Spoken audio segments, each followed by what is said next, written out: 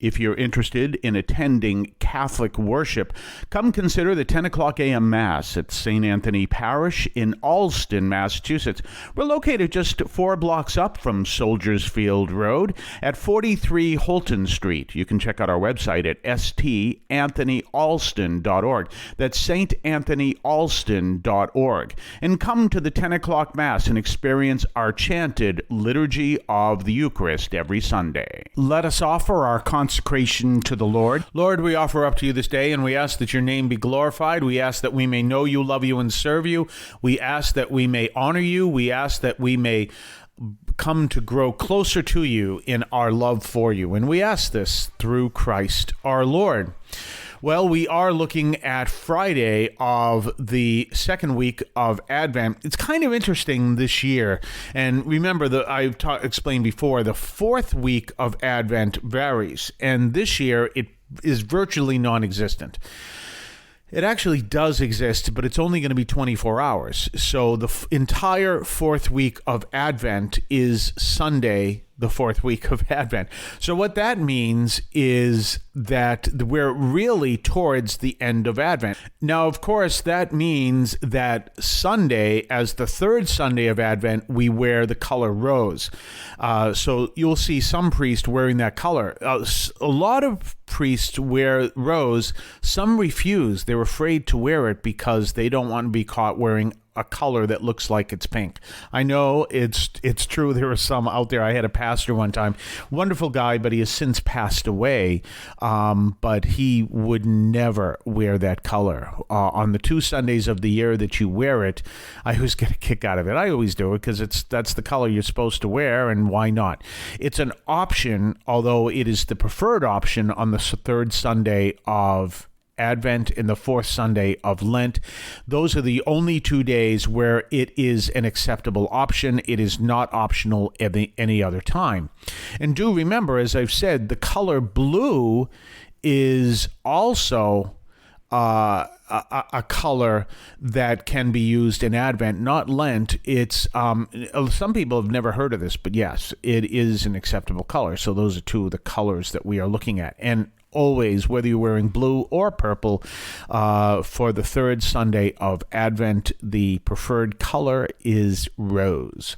So keeping that in mind, this is the last day before we enter into, at least on the radio program, enter into the third week of Advent. And for all intents and purposes, the last week before Christmas. And again, we're now looking at continuing in what is known as Deutero-Isaiah. Remember what I explained to you before. Deutero-Isaiah is Isaiah 40 to 55. It is not believed to actually been written by Isaiah or any close associate thereof. It's actually believed to be written by people who are closely associated with his maybe community that he may have put together, but this is 100 years later. So Isaiah, original, we would call Isaiah, it's not original Isaiah, but Isaiah 1 to 39 was written at the transition between the 8th century BC and the 7th century BC, around 701 BC. Now we're here at the Babylonian exile towards the end of that, which is in the 6th century BC, here in, obviously, Babylon. So again, you see this prophecy that the Lord is their Redeemer, the Holy One of Israel, and he's teaching you he's teaching us how we can prevail, and he's teaching them how to prevail in this Babylonian exile. And again, calling them back to the commandments. Now, keep in mind 2 things.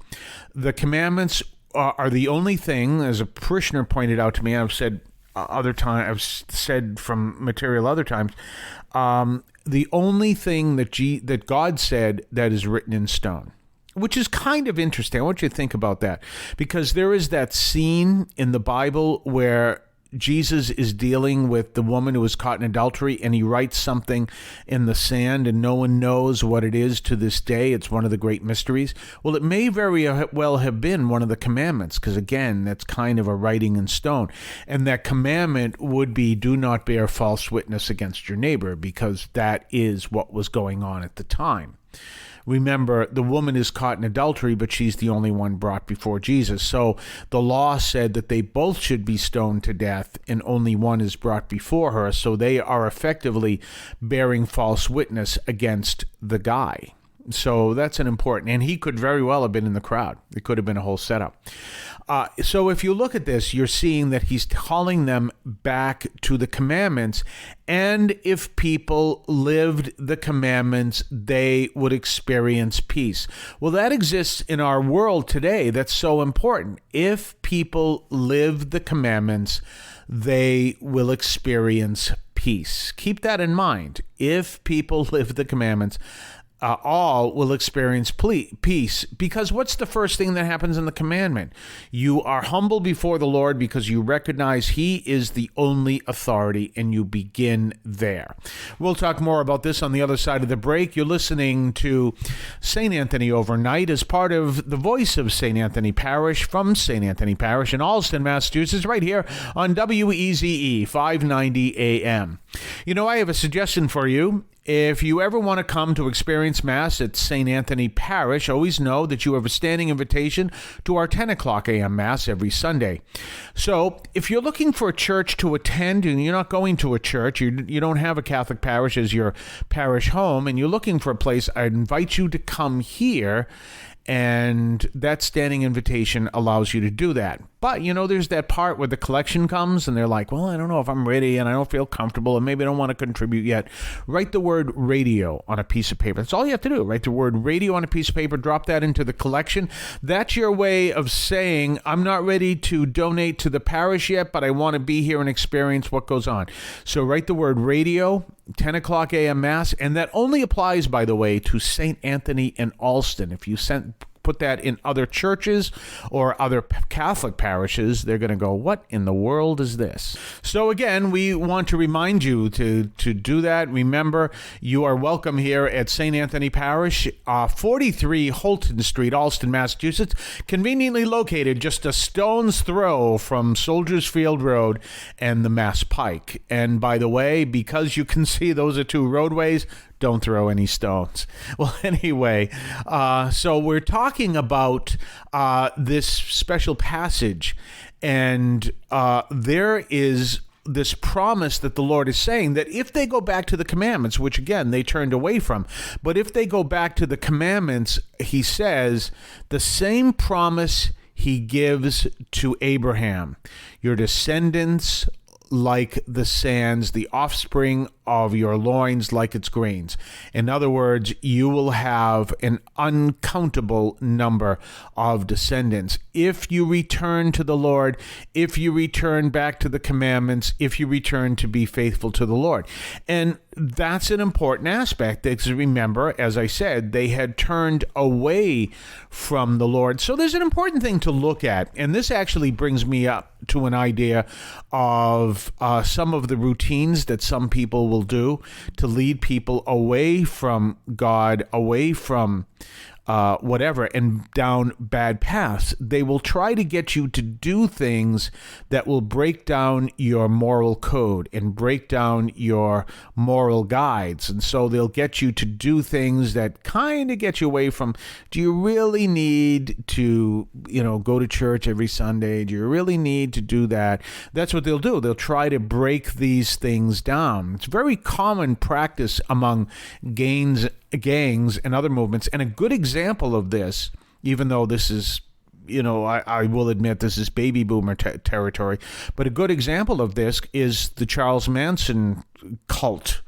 That was one of his little tricks. That was one of his little things, and trying to lead people to allow their moral protections to drop and open them up to him. And of course, one of the things he would do was get them to use drugs and then use sex and all these other things.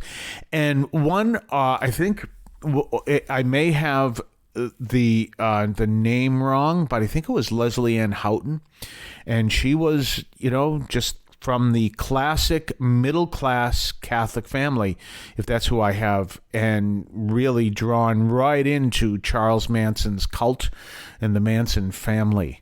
So there is that, and that's a special process. Lead people away from those protections they have. Lead people from those guides they have.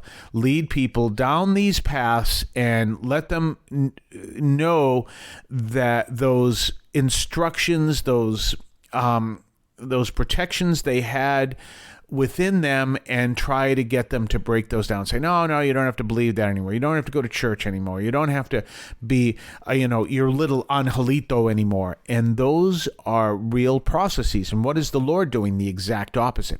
Go back to the commandments. Go back to what we believe in. Go back to that basic thing. Keep away from idolatry. Keep away from any form of idol. I was in a, once in a while, I don't drink, but occasionally I'll step into a bar, and I don't do it too much because one of the drinks I drink the most is diet soda, and it's not fair to the what do you call it? It's not fair to the I forgot the name, bartender. It's not fair to the bartender that if I'm drinking diet soda, because it may cost $3 for the entire night. I could with free refills and everything, and I'm not going to tip 20% of $3 to the poor guy. I usually will grab a non-alcoholic beer, but I was in a bar the other day, and just kind of relaxing. It's on my day off and like to stop in. Great music. But I looked over against the wall, and there is this idol there, this old idol from the old times.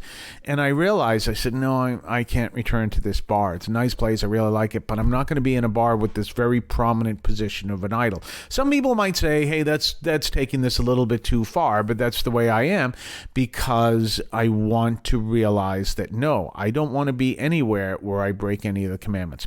We'll be back on Monday. Have yourself a blessed day. I want to call your attention to Catholic TV, which offers great faith-filled, family-friendly programming 24 hours a day. You can find your cable channel at www.getcatholictv.com, and you can watch online on the free apps or check out the YouTube channel. Daily Mass, Rosaries, the Divine Mercy Chaplet, and the Our Lady of Perpetual Help Novena are all available online and on demand. Check out catholictv.com. Remember, when you're looking for a place to attend Mass, and if you don't already attend Mass at your local parish, come to St. Anthony Parish in Allston, Massachusetts. We're located at 43 Holton Street in Allston, just a few blocks up from Soldiers Field Road. And you can check us out, come to our 10 o'clock a.m. Mass, and come to experience our Catholic worship at St. Anthony Parish in Allston, Massachusetts.